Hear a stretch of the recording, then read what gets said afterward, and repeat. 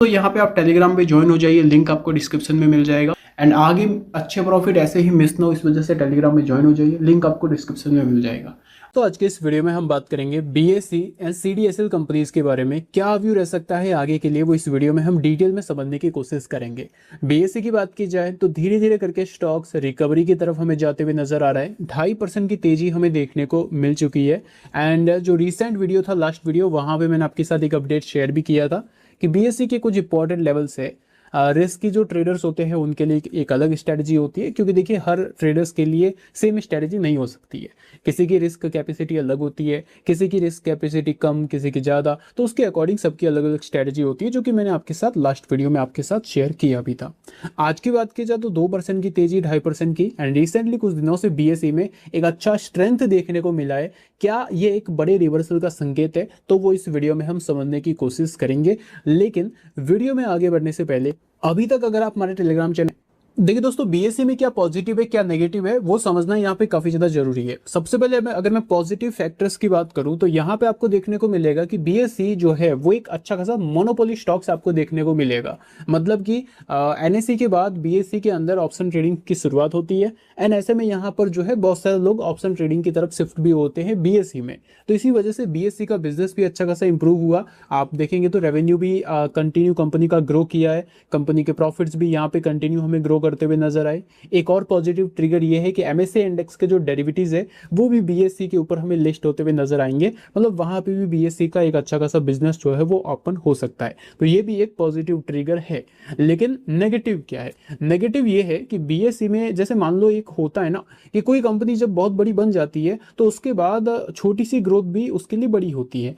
यहाँ पे हमें क्या देखने को मिला कि बीएससी का जो रेवेन्यू है वो ऑलरेडी एक बड़े स्तर पे पहुंच चुका है, और अब यहाँ पे रेवेन्यू आके यहाँ पे क्या हो चुका है, रुक चुका है। तो अब जो बाजार पहले 40 to 50% के अकॉर्डिंग बीएससी को वैल्यू दे रहा था, क्योंकि बीएससी की ग्रोथ पहले 40-50% के अकॉर्डिंग कंपनी ग्रो कर रही थी, तो जो बाजार उसके अकॉर्डिंग जो वैल्यू प्रोवाइड करवा रहा था वो शायद अब यहाँ पे 15 से 20% के हिसाब से वैल्यू प्रोवाइड करवाए। तो ये एक नेगेटिव फैक्टर बीएससी के लिए ओपन होता है।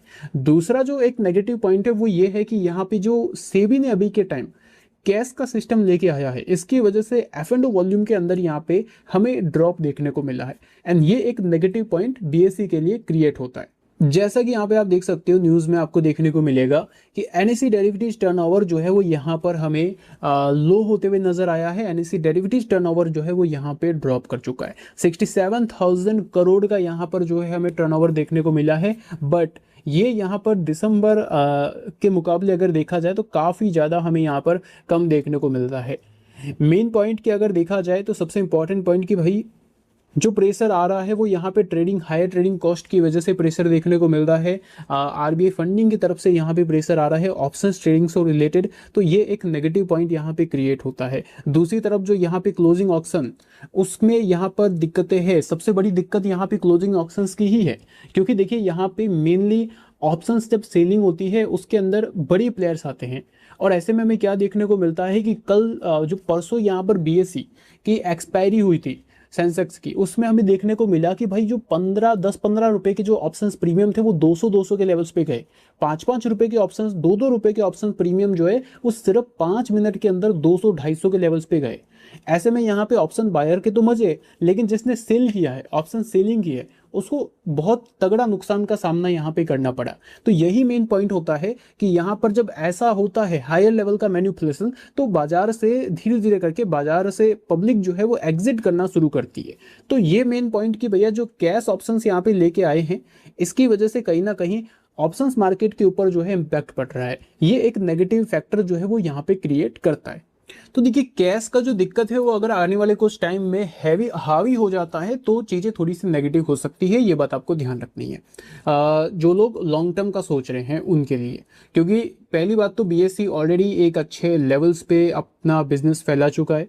अब यहाँ पे जो ग्रोथ है वो एक्सपेक्टेड ऑलमोस्ट 10 से 15%, 20% की हम मान के चल रहे हैं। लेकिन अगर कैश की वजह से मान लो ऑप्शंस के पार्टिसिपेशन यहाँ पे हमें कम होते हुए नजर आते हैं तो थोड़ा सा बिजनेस प्रेशर में आ सकता है। ठीक है, ये तो हो गई आगे की बात। शॉर्ट टर्म में नॉर्मली होता क्या है कि मान लो कभी कभी शॉर्ट टर्म में जो है बाजार नॉर्मली चार्ट के अकॉर्डिंग चलता है। टेक्निकली अगर देखा जाए तो बीएसई धीरे धीरे करके अपना जो स्ट्रक्चर है वो शिफ्ट कर रहा है। जैसे मैंने आपको पहले भी बोला था कि भैया पहले जो स्ट्रक्चर थे वो नेगेटिव थे, लोअर लो के पैटर्न्स यहाँ पे बन रहे थे, तो स्टॉक में सेलिंग आई कंटिन्यू। अब यहाँ पर जिस लेवल पे बीएसई खड़ा है वो 61% का रेशियो है फिबोनाची का।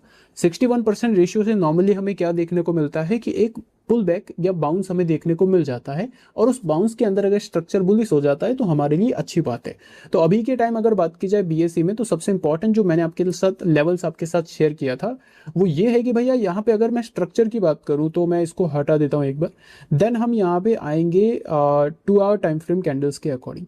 2 आवर टाइम फ्रेम में अगर देखा जाए तो यहाँ पर लास्ट लो अपना ये लगा था, लास्ट जो स्विंग हाई था वो अपना था यहाँ पर ये, मतलब अभी जिस लेवल पे बीएसई की क्लोजिंग आई है वो एक इंपॉर्टेंट लेवल्स पे हमें देखने को मिल रही है, मतलब एक अच्छे लेवल्स पे हमें देखने को मिल रही है। अब मेन पॉइंट यहाँ पर ये है कि बीएसई जो ये जो गैप यहाँ पर बीएसई ने रखा है इसको फिलअप करे। इसको फिलअप करने के लिए बीएसई को यहाँ पर निकलना होगा किस लेवल से ऊपर, इसको फिलअप करने के लिए बीएसई को जाना होगा 3,450 रुपए के लेवल्स के ऊपर। 3,450 रुपए के लेवल्स के ऊपर अगर बीएसई निकलता है तो बीएसई का स्ट्रक्चर जो है वो फिर से पॉजिटिव हो जाएगा। उसके बाद हमें क्या देखने को मिल सकता है, लाइक अगर बीएसई 3,450 जो कि ये लेवल है इसको ब्रेक करके ऊपर जाता है, फिर एक बार के लिए रीटेस्ट करने के लिए आ सकता है। यहाँ से जब हम फिबो लगाएंगे देन यहाँ पे इस टाइप से बीएसई एक रिवर्सल की तैयारी कर सकता है। ये तो रहा स्ट्रक्चर व्यू के अकॉर्डिंग। लॉन्ग टर्म व्यू के अकॉर्डिंग कुछ दिक्कत भी है, ऐसा नहीं है कि भैया यहाँ पर मार्केट में रिवॉर्ड ही रिवॉर्ड है। रिस्क बस ये है कि आने वाले टाइम में कैश सिस्टम की वजह से, सेबी ने जो ये नया सिस्टम लाया है इसकी वजह से ऑप्शंस में अगर कुछ दिक्कत आती है तो बीएसई के ऊपर इंपैक्ट पड़ सकता है। इसीलिए अगर जो भी शॉर्ट टर्म हो या फिर लॉन्ग टर्म इन्वेस्टर्स हो, बीएसई में हमेशा स्टॉप लॉस को जरूर आपको मेंटेन रखना है। पॉजिटिव स्ट्रक्चर के लिए बीएसई को निकलना होगा 3,450 के ऊपर। 3,450 का लेवल टूटा तो 3,600 3,700 तक के लेवल्स भी बीएसई दिखा सकता है।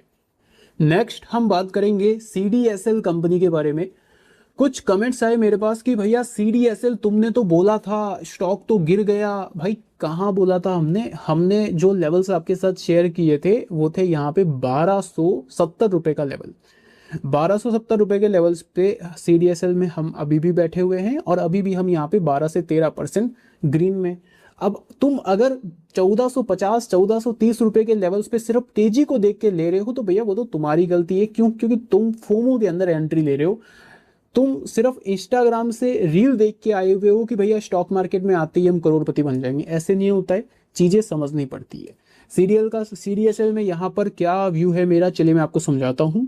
सीडीएसएल का जो बिजनेस है वो नॉर्मली यहाँ पर बाजार के अकॉर्डिंग चलता है। बाजार में अगर पार्टिसिपेशन ज़्यादा होता है तो सीडीएसएल का बिजनेस अच्छा चलता है। बाजार में अगर लोग एक्टिव कम होंगे तो सीडीएसएल का बिजनेस बुरा चलता है। अभी की बात की जाए तो धीरे धीरे करके अभी काफ़ी टाइम से बाजार एक रेंज में काम कर रहा है। यहाँ से अगर बाजार बुलरन की शुरुआत करता है तो सीडीएसएल का बिजनेस अच्छा चलने की पॉसिबिलिटीज बनती है। और फिलहाल अगर सीडीएसएल की बात की जाए तो फिलहाल शॉर्ट टर्म अगर बात की जाए तो शॉर्ट टर्म व्यू के अकॉर्डिंग तो सीडीएसएल एक अच्छे लेवल पे ही चल रहा है, मतलब लोअर लेवल पे नहीं है, एक अच्छे टॉप लेवल पे ही हमें देखने को मिल रहा है। तो बाजार की स्थिति आगे आने वाले टाइम में अगर अच्छी होती है तो सीडीएसएल का बिजनेस भी अच्छा होगा। एक पॉइंट मैं आपको बता दूं कि यहाँ पर काफ़ी टाइम से निफ्टी एक जगह पर रुका हुआ है।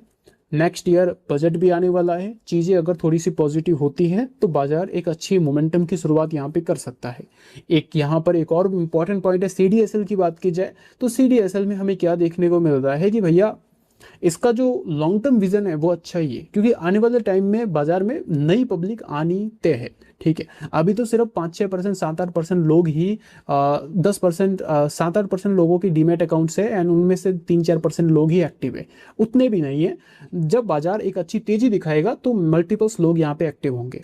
अभी की बात की जाए तो सिंपल भैया रिट्रेसमेंट करने आया एंड यहाँ पे जो कैंडल बनी है ये एक बुलिश कैंडल है। वीकली टाइम फ्रेम में जब आप देखेंगे तो आपको पता चलेगा कि आज वीक क्लोज हो चुका है एंड यहाँ पे एक हैमर कैंडल हमें बनते हुए नजर आ रही है, जैसा कि यहाँ पे आप देख सकते हो। हैमर कैंडल इंडिकेशन ये करता है कि भैया सब कुछ चीज़ें पॉजिटिव है। चाहने को तो ये स्टॉक यहाँ पे 1400 के नीचे क्लोजिंग दे के एक नेगेटिव सेंटीमेंट बना सकता था, बट ओवरऑल एक अच्छी क्लोजिंग हमें देखने को मिली है। तो मेरा व्यू CDSL में ये है कि maybe next week CDSL ये जो दो टॉप लगे हैं इनको यहाँ पर ब्रेक करने की कोशिश करे एंड 1470 1500 की तरफ हमें बढ़ते हुए नजर आए। एक चीज मैं आपको बता दूं कि जिन लोगों के अंदर पेशेंस नहीं है या फिर जिन लोगों के अंदर रिस्क मैनेजमेंट नहीं आता है वो कृपया करके मेरे ट्रेड्स या फिर कुछ भी स्ट्रेटजी फॉलो ना करें, क्योंकि जब आपके अंदर पेशेंस ही नहीं है या फिर आपको पैसा कैसे यूज करना है वो आता ही नहीं है, तो सबसे पहले वो सीखिए, उसके बाद आपको ट्रेडिंग में आना है। क्यों? क्योंकि कल या परसों मैंने एक वीडियो अपलोड किया था जब CDSL 1430 रुपए के लेवल्स पे क्लोजिंग हुआ था, तो वहां पे मैंने आपको एक अपडेट दिया कि भैया CDSL आने वाले टाइम में अच्छा परफॉर्म कर सकता है, और उसके बाद CDSL वहां से 2% गिर गया। तो कुछ लोगों ने बोला कि भाई ये तो तुम तो बस ऐसे ही मजाक करते हो, हवा में बात करते हो। तो भैया यहाँ पे 2 या 3% एक अलग बात होती है और जो व्यू होता है वो एक अलग बात होती है। मेरा जो व्यू है वो मीडियम टर्म का है, ना कि 1-2 दिन का। तो इसीलिए जो लोग सही तरीके से मेरी वीडियो को समझते हैं वही पैसा बना पाते हैं। आपका क्या व्यू है CDSL को लेके मेरे साथ जरूर शेयर कीजिएगा। मेरा व्यू सिंपल है कि स्टॉक में एक अच्छी खासी वीकली क्लोजिंग मिली है, एक अच्छा खासा मोमेंटम नेक्स्ट